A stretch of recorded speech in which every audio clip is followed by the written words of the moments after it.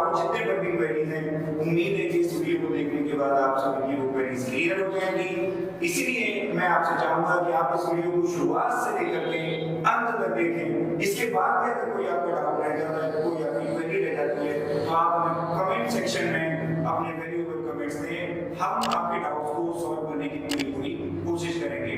इससे पहले कि वीडियो शुरू करें, मैं चाहूंगा आप वो रेड सब्सक्राइब बटन को हिट कर दें और बेल आइकन को भी प्रेस कर दें, ताकि आगे फ्यूचर में जब भी हमारी कोई ऐसी एजुकेशनल वीडियो आए तो आपके पास उसकी नोटिफिकेशन सबसे पहले पहुंच जाए।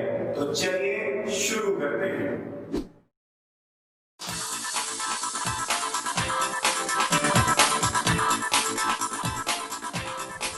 हाँ तो बच्चों, नीट एग्जाम क्या है? नीट बेसिकली एक एंट्रेंस एग्जाम है, एक सिंगल एंट्रेंस एग्जाम है जिसके जरिए पूरे देश के 66,000 एमबीबीएस और बीडीएस सीट्स के लिए एडमिशन होता है हमारे देश में। नीट एग्जाम जो है लास्ट टू लास्ट ईयर तक सीबीएसई कंडक्ट कराता था, लेकिन अभी नीट एग्जाम को basically NTA National Testing Agency conduct कराती है, which I think is a great initiative to maintain the transparency and the decorum of the exam basically. अच्छा, दूसरा एक कंफ्यूजन जो बच्चों के दिमाग में बहुत ज्यादा रहता है कि भाई what is NEET UG and what is NEET PG. NEET UG जो है वो 12th में पढ़ रहे मेडिकल स्टूडेंट्स के लिए या 12th में पास आउट हो गए मेडिकल स्टूडेंट्स के लिए एमबीबीएस कोर्स में एडमिशन लेने का एंट्रेंस टेस्ट होता है, जबकि नीट पीजी एग्जाम जो है वो आपका ग्रेजुएशन के बाद कंडक्ट किया जाता है। तो ये बेसिकली दोनों के बीच में एक अंतर है। नीट यूजी 12th पढ़ रहे बच्चे या 12th के बाद जो पास आउट बच्चे हैं, ठीक है, जो अपने फर्स्ट ईयर में है, फिजिक्स ऑनर्स के, केमिस्ट्री ऑनर्स के, वो भी इसको दे सकते हैं, ठीक है ना।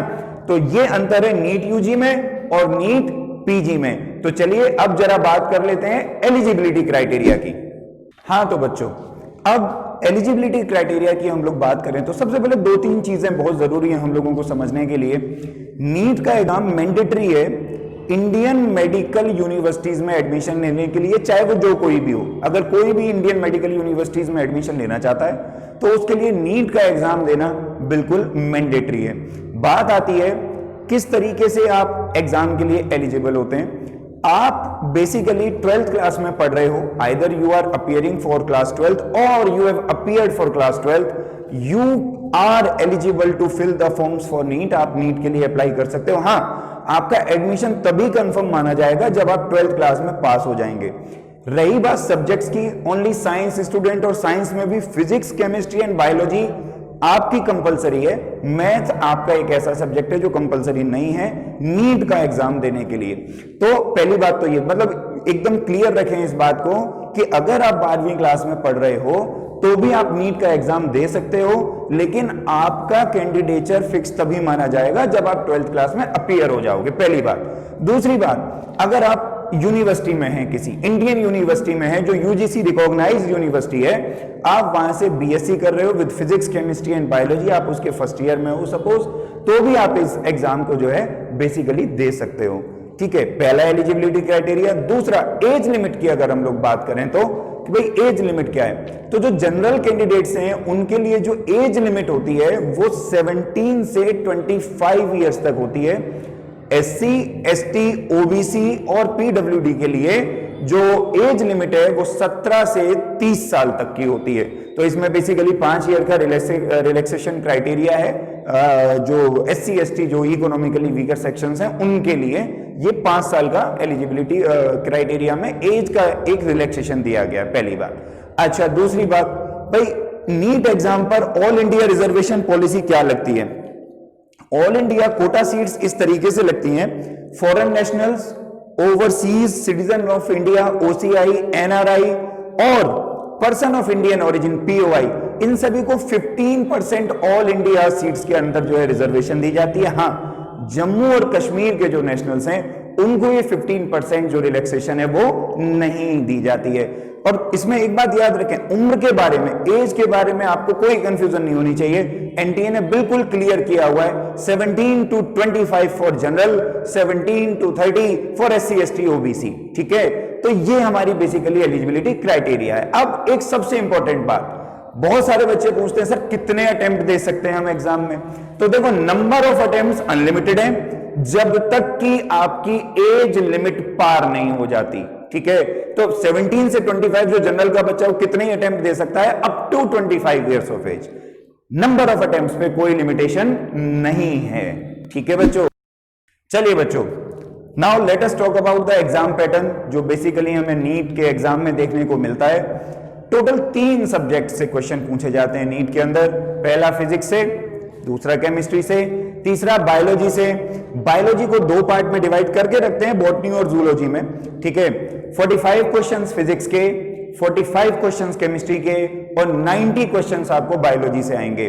तो टोटल आपके कितने क्वेश्चन हो गए, 180 क्वेश्चंस जो है टोटल इस एग्जाम में पूछे जाते हैं। और टोटल मार्क्स जो इस एग्जाम में होते हैं वो होते हैं 720।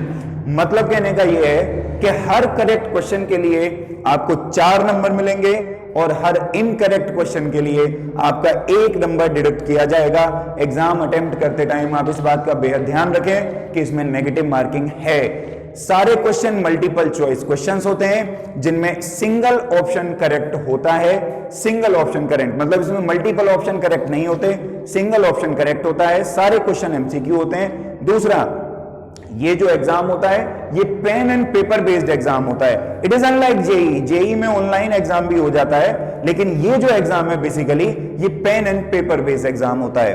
अब बात आ जाती है कि आप किस लैंग्वेज में इस एग्जाम को दे सकते हो। इट्स अप टू यू, आप किस लैंग्वेज में एग्जाम देना चाहते हो। आप इस एग्जाम को इंग्लिश में दे सकते हो, हिंदी में दे सकते हो, असमीज, बंगाली, गुजराती, कन्नड़, मराठी, उड़िया, तमिल, तेलुगु, उर्दू, इनमें से किसी भी लैंग्वेज में आप इस एग्जाम को दे सकते हो। हाँ तो बच्चों, अब जरा नीट एग्जाम के सिलेबस की भी हम लोग बात कर लेते हैं। तो नीट में जो सिलेबस होता है वो 11th और 12th क्लास का जो जनरल फिजिक्स, केमिस्ट्री और बायोलॉजी का सिलेबस है वो कवर होता है। आप चाहें हमारी स्क्रीन पर देख सकते हैं, आपको पूरा सिलेबस यहां पर डिस्प्ले हो रहा है, आप नोट कर सकते हो वीडियो पॉज करके, या फिर आप के लिए हम एक लिंक दे देंगे डिस्क्रिप्शन में, आप उस लिंक से पीडीएफ्स को भी कंसल्ट कर सकते हो। अब बात करें अगर हम लोग रिजर्वेशन पॉलिसी की, तो गवर्नमेंट ऑफ इंडिया की जो रिजर्वेशन पॉलिसी है वो नीट एग्जाम पर लागू होती है, वो नीट एग्जाम पर भी वैलिड होती है। ये रिजर्वेशन पॉलिसी किस तरीके से है ये मैं आपको जरा इन डिटेल में बता देता हूं। भाई टोटल सीट्स की 10% जो सीटें वो रिजर्व हैं जनरली इकोनॉमिकली वीकर सेक्शन के लिए। मतलब जनरल सोसाइटी का जो इकोनॉमिकली वीकर सेक्शन है उसके लिए 10% सीट्स रिजर्व हैं। 15% जो सीट्स हैं वो रिजर्व हैं शेड्यूल कास्ट एससी के लिए। 7.5% जो कैटेगरी की जो सीट्स हैं वो रिजर्व हैं शेड्यूल ट्राइब्स के लिए, एसटी के लिए। और 27% जो सीट्स हैं वो रिजर्व हैं ओबीसी, अदर बैकवर्ड क्लासेस के लिए, belonging to non creamy layer. It is always referred as OBC-NCL, OBC non creamy layer, ठीक है। फिजिकली हैंडीकैप का जो कोटा है वो भी बेसिकली इसमें वैलिड होता है। इसके बारे में हम आगे और चर्चा करेंगे जब हम फाइनली कट ऑफ देखेंगे। तो ये बेसिकली सिलेबस का रहा। अब बात करें अगर हम ऑनलाइन फॉर्म फिलिंग की, तो ऑनलाइन फॉर्म फिलिंग www.ntaneet.nic.in पर जाकर के आप लोग ऑनलाइन फॉर्म्स को फिल कर सकते हो।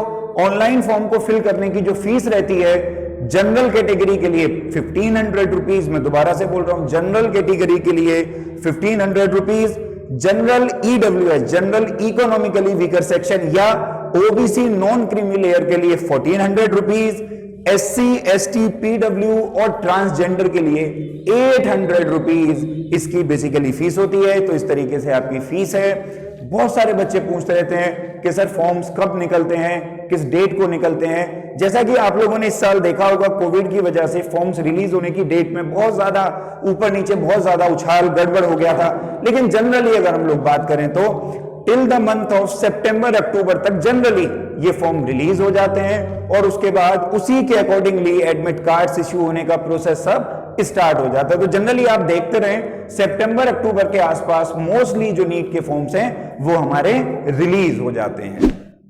तो बच्चों चलिए अब जरा इस एग्जाम की कट ऑफ की भी बात कर लेते हैं। सबसे इंपॉर्टेंट बात बच्चे जानने के लिए बड़े उत्सुक रहते हैं कि सर क्या कट ऑफ जाती है। इससे पहले कि मैं इस एग्जाम की कट ऑफ आप लोगों को बताऊं, दो बातें आपको बहुत ध्यान रखनी है। ये एग्जाम को क्लियर करने के लिए दो चीजें बहुत जरूरी हैं, पहली है स्पीड, दूसरी है एक्यूरेसी। ये थोड़ा सा जेई के जैसा एग्जाम नहीं है, जेई में जो क्वेश्चंस होते हैं वो थोड़े से डिफिकल्ट होते हैं, लेकिन नीट के अंदर जो क्वेश्चन पूछे जाते हैं वो general question, general conceptual questions होते हैं। हर एक क्वेश्चन को करने के लिए आपको लगभग 1 मिनट मिलता है, इसलिए इस एग्जाम को क्लियर करने के लिए स्पीड और उसके साथ साथ एक्यूरेसी बहुत जरूरी है। इस साल जो नीट का एग्जाम हुआ हमारा नीट 2020, उसकी कट ऑफ की हम लोग जरा बात कर लें। कैटेगरी वाइज हम लोग कट ऑफ देखेंगे तो जनरल कैटेगरी की कट ऑफ 147 से 720 के बीच में रही थी। जनरल की कट ऑफ 147 से 720 के बीच में। ओबीसी की कट ऑफ 113 से लेकर के 146 के बीच में जो है ओबीसी की जो है कट ऑफ रही थी। बात करें एससी की, 113 से लेके 146 तक ही एससी की कट ऑफ थी। एसटी की अगर हम लोग बात करें फिर से 113 से लेकर के 146 तक एसटी की कट ऑफ रही थी। अगर हम ईडब्ल्यूएस और फिजिकली हैंडीकैप की बात करें तो 129 से 146 इनकी कट ऑफ रही। हम ओबीसी और फिजिकली हैंडीकैप की बात करें तो 113 से लेकर के 128 तक इनकी कट ऑफ रही। हम एससी और फिजिकली हैंडीकैप की बात करें तो 113 से लेके 128 तक कट ऑफ रही। और एसटी और फिजिकली हैंडीकैप की बात करें तो 113 से लेके 128 तक बेसिकली जो है वो कट ऑफ रही। तो बेसिकली ये आपकी कट ऑफ होती है, आप देख सकते हो नॉर्मल कट ऑफ और फिजिकली हैंडीकैप की कट ऑफ है वो कैटेगरी वाइज अलग अलग दी गई थी इस साल, जो कि बहुत जरूरी है। ठीक है, आप बिल्कुल स्पेसिफिक हो जाएं। फिजिकली हैंडीकैप के लिए अलग से कास्ट वाइज कट ऑफ आई है इस बारी, है ना। दूसरी चीज जरा कुछ जनरल स्टैटिस्टिक्स की बात कर लें, जिससे ना तुम लोगों को अंदाजा लग जाएगा कि तुम्हारे कंपटीशन में बेसिकली कितने लोग चल रहे हैं। इस साल नीट 2020 में टोटल नंबर ऑफ कैंडिडेट जो रजिस्टर किया जिन लोगों ने वो थे 15,97,435 15,97,435 candidates they got registered for NEET.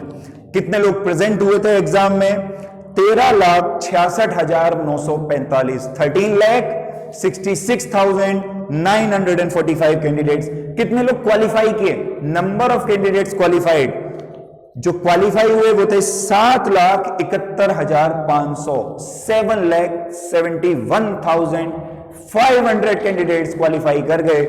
इस नंबर से आप ये देख सकते हो कि आपका कंपटीशन कितना ज्यादा है। स्टार्टिंग में ही मैंने बता दिया था कि नंबर ऑफ सीट्स जो है वो 66,000 हैं।